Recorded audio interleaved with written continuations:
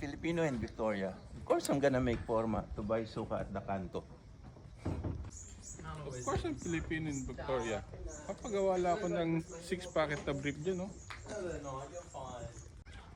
I'm a Filipino in Victoria. Siyempre, kahit malamig, tiis ganda, makaporma lang.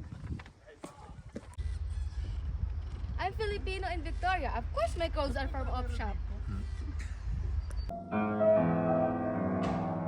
I'm Filipino in Victoria. Of course, I don't know how to play the piano.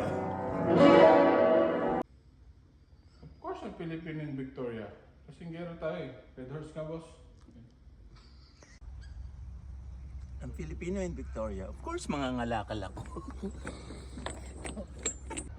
I'm a Filipino in Victoria. Of course, I'm a nurse.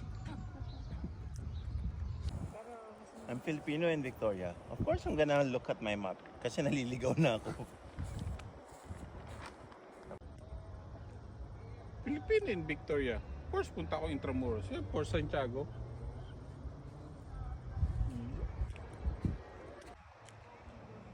I'm Filipino in Victoria.